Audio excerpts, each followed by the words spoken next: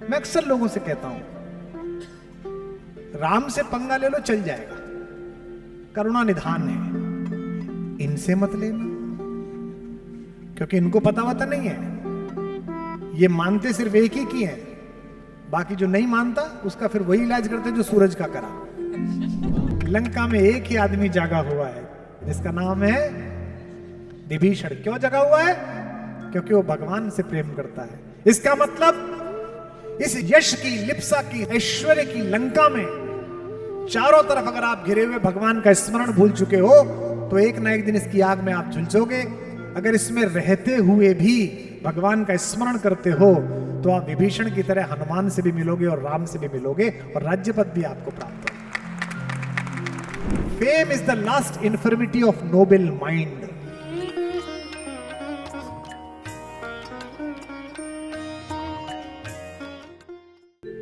भेजा गया हनुमान को कि जाओ संजीवनी बूटी ले आओ। हनुमान आकाश में उड़े। आकाश में तो सूर्य है, विज्ञान के विद्यार्थी बैठे हैं, इंजीनियर्स आए हैं, सूर्य तो डूबता नहीं है। हम कहते हैं सूरज डूब गया। क्यों? हमारी मां हमें गोदी में लेकर पृथ्वी, हमारे पिता सूर्य की ओर से पीठ कर लेती है। मां को दोष देते नहीं है, पिता को दोष देते हैं कि डूब गया, छिप गया, वो चला गया। हमें तो सूरज तो निकल रहा है। ये मां और पिता से संबंध की सामान्य परिभाषा है। इसको व्याकरण भी जानता है। मां बोल के देखो, मां मुंह खुल जाता है, इच्छा प्रकट हो जाती है मां के सामने। बाप बोल के देखो, बंद हो जाता है। हनुमान ने बातचीत शुरू करी। राधे श्याम जी हमारे बहुत बड़े रामायणी, उन्होंने इस प्रसंग को लिखा। भारत के राजदूतों की भाषा ये होनी चाहिए, भारत के विदेश मंत्री और विदेश सचिव की भाषा ये होनी चाहिए, यूनाइटेड नेशंस में बोलने वाले भारतीय की भाषा ये होनी चाहिए जो हनुमान की थी। आकाश में बैठे हुए सूर्य से भगवान मारुति नंदन हनुमान ने कहा, हे सूरज इतना याद रहे, संकट एक सूरज वंश पे है। हे सूरज इतना याद रहे, संकट एक सूरज वंश पे है। अब देखो कैसे फुसला रहे हैं सूर्य को। मेरा कोई काम नहीं है, आपके खानदान का काम है, मैं तो आप ही का काम लेके आया। सूर्यवंशियों पे संकट है और आप सूर्य हो। हे सूरज इतना याद रहे, संकट एक सूरज वंश पे है। लंका के नीच राहु द्वारा आघात दिनेश अंश पर है। फिर और लालच देते हैं, मेरे आने से पहले यदि किरणों का चमत्कार होगा तो सूर्यवंश में सूर्यदेव निश्चित ही अंधकार होगा। इसे कहते हैं बात मनवाना। कितनी विनम्रता है। शक्ति के सबसे बड़े पर्याय की शालीनता देखिए। इसलिए छिपे रहना भगवन। राम का सेवक किसी और को भगवान कह रहा, देखो आप।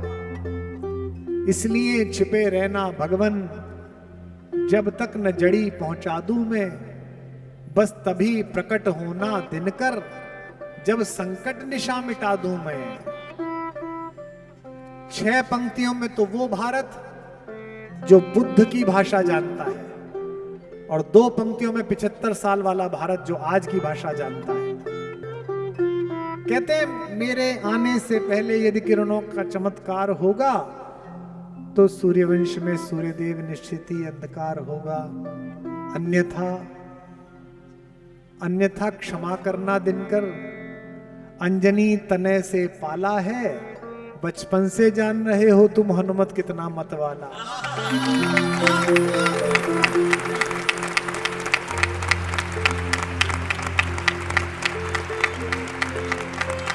कितने धीमे से धमकी दी है।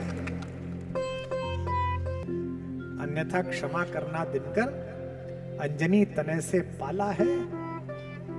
हम किसी देश की सीमा का अतिक्रमण नहीं करते, लेकिन मृत्यु और आत्महत्या के सारे विकल्पों के विफल हो जाने के बाद अगर किसी नीच ने यही सोच लिया है कि हमारी सीमाओं के अंदर पैर रखकर हमारे सिपाहियों के शरसंधान का साधन बन के ही मरेगा, तो ऐसे हर नीच का स्वागत है। अंदर आए, हम उसे जहन्नुम भेजने के लिए तैयार हैं। अन्यथा क्षमा करना, दिनकर अंजनी तने से पाला है, बचपन से जान रहे हो तुम हनुमत कितना। हाँ, ये है पुनः हनुमत कितना मतवाला है। धीमे से कहा, नीचे एक आता ना शर्तें लागू, तो नीचे शर्तें लागू भी लगाई उन्होंने। हनुमत कितना मतवाला है, ज्यादा कुछ नहीं करूंगा, मुख में तुमको धर रखने का, फिर वही क्रूर साधन होगा, बंदी मोचन तब होगा जब लक्ष्मण का दुख मोचन होगा।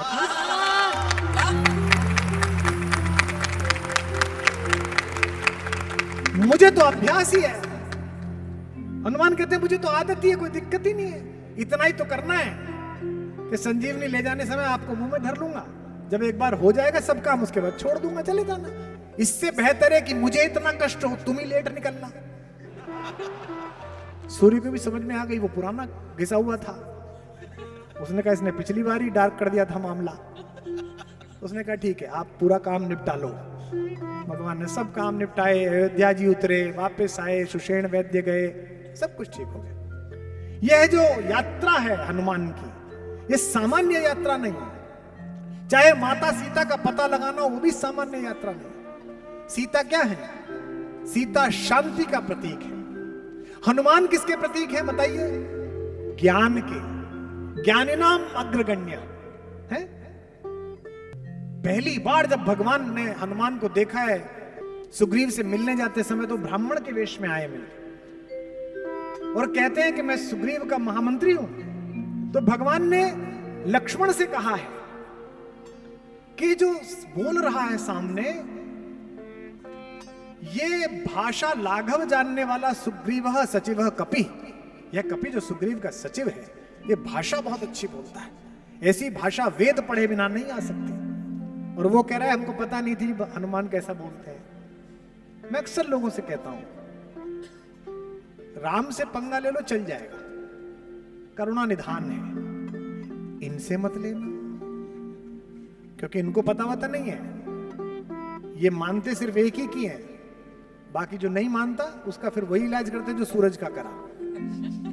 ज्ञान के प्रतीक है, शांति की खोज में गए हैं। अब प्रतीक समझिए, देखिए पूना वालों, तो शांति की खोज के लिए सबसे पहले क्या आवश्यकता है? ज्ञान को यह भान कराना तो कोई शांति पा सकता है जिसका नाम है जामवंत। ज्ञान अपने आप को भूल चुका है। जामवंत ज्ञान का कंधा पकड़ के कहते हैं का चुप साध रहे बलवाना, तू चुप क्यों बैठा है, तू ही जा सकता है। इसीलिए पृथ्वी के आकर्षण को छोड़कर ज्ञान एक भूदर के ऊपर चढ़ा और उसने अज्ञात में छलांग लगा दी। शांति को पाने के लिए अगर ज्ञात में छलांग लगाओगे कि यहां तक पहुंचना है तो नहीं पहुंच पाओ। किस पर चढ़े पहले हनुमान? एक भूदर ऊपर, उस पर छलांग मारी। रास्ते में पहली चीज क्या मिली? मैनाक पर्वत। देवताओं ने भेजा कि देखे हनुमान बंधता है आकर्षण में कि नहीं बंधता। मैनाक पर्वत पर क्या है? सोना, चांदी, मणियां, फल फूल, ड्राई फ्रूट्स। उसने कहा उतरो यहां। इसका मतलब जैसे ही शांति की खोज में चलोगे, जगत के आकर्षण घेर लेंगे। थोड़ा और पैसा, थोड़ा और सोना। लेकिन अगर उससे बचकर आपने हनुमान की भाषा में आकर्षण को जवाब दे दिया तो मां के चरणों तक पहुंचोगे। हनुमान ने क्या कहा? राम काज कीने बिना मोई कहां विश्राम। ये है असली था। अब अगर इससे भी उबर गए तो अच्छे से अच्छे आदमी की क्या भावना रहती है? चलो पैसा छोड़ दिया, इसका लोभ छोड़ दिया, अग्रवाल समाज में बहुत लोग हैं, हॉस्पिटल बना दिया, ये कर दिया।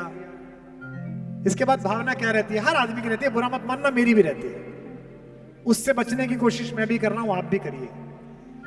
जब ज्ञान रूपी हनुमान सीता रूपी शांति को प्राप्त करने के लिए, उनके चरणों में सिर रखने के लिए मैनाक रूपी आकर्षण को ठुकरा कर आगे बढ़ता है, तो रास्ते में यश रूपी सुरसा मिल जाती है। Fame is the last infirmity of noble mind.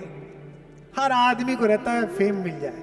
ये जो यश की लिप्सा है कि मैं कुछ भी करूं तो सबको पता चले कि मैंने अच्छा काम किया, हनुमान को यश की लिप्सा को घेरने के लिए सुरसा भेजी जाती है। यश क्या है? जितना मिल गया उतना थोड़ा। ये यश है। तो यश की सुरसा अब आगे हनुमान का मार्ग रोकना चाहती है। और यश की पहली क्वालिटी क्या है कि वो बढ़ता है, फिर मन करता है और मिले। इसके बाद गत ज्ञान की लिप्सा आएगी लंकिनी बनकर। ये सारी कहानी प्रतीक से जुड़ी हुई है। लेकिन लंकिनी पर अगर आपने सत्य का प्रहार कर दिया मुष्टिका से, तो लंकिनी को चेतना आ जाएगी कि ज्ञान आ गया शांति से मिलने के लिए, हनुमान आ गया सीता के चरण के लिए। लंका सोई हुई है। क्यों सोई हुई है बताओ भाई पूना वालों, क्यों सोई हुई है? सारी लंका सोने की है। जो सोने के चक्कर में पड़ा वो दिन में भी सोया हुआ ही है, सोई हुई है। लंका में एक ही आदमी जागा हुआ है जिसका नाम है विभीषण। क्यों जगा हुआ है? क्योंकि वो भगवान से प्रेम करता है। इसका मतलब इस यश की, लिप्सा की, ऐश्वर्य की लंका में चारों तरफ अगर आप घिरे हुए भगवान का स्मरण भूल चुके हो, तो एक ना एक दिन इसकी आग में आप झुलसोगे। अगर इसमें रहते हुए भी भगवान का स्मरण करते हो, तो आप विभीषण की तरह हनुमान से भी मिलोगे और राम से भी मिलोगे और राज्य पद भी आपको प्राप्त होगा।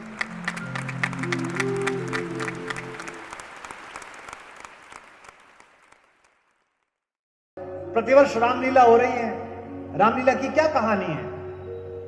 रामलीला की कहानी इतनी है कि एक दशरथ के पुत्र हैं जो वनवास के बाद